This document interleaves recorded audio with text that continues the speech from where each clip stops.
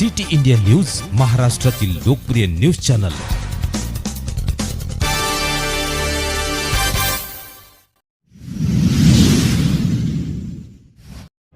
माननीय पोलीस अधीक्षक नागपूर ग्रामीण जिल्हा यांनी घेतली सर्व उपविभागीय पोलीस अधिकारी आणि बीट अधिकारी अंमलदारांची बैठक।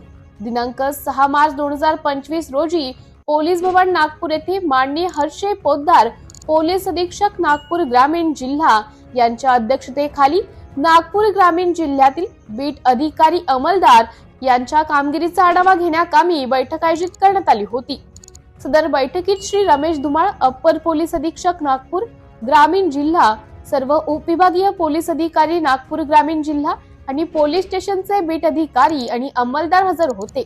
माननीय पोलीस अधीक्षकांनी सर्व बीट अधिकारी अंमलदारांना यांना NPDS कायद्याअंतर्गत जास्तीत जास्त कारवाई करण्याचे आदेशित केले। तसेच शाळा महाविद्यालयातील परिसरात जास्तीत जास्त अवैध अंमली पदार्थ NDPS कायद्यान्वये कारवाई करण्याबाबत आदेशित केले।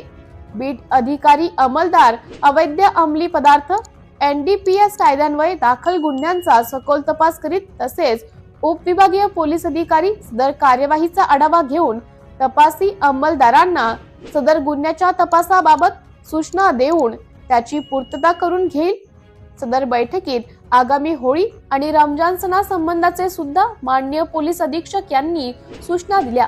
सर्व उपविभागीय पोलीस अधिकारी आणि बीट प्रमुखांना शांतता कमिटी मीटिंग घेण्याबाबत, बीटमध्ये सक्त पेट्रोलिंग करण्याबाबत, डीजेवर कारवाईबाबत, रेकॉर्डवरील आरोपींना वारंवार चेक करण्याबाबत, अवैध गोवंश वाहतुकी कारवाई करण्याबाबत, ड्रंक अँड ड्राईव्ह कारवाईबाबत तसेच इतर मुद्द्यांवर सविस्तर सूचना देऊन त्यांना कर्तव्यास कसुरी न करता कारवाई करण्याबाबतचे आदेशित केले।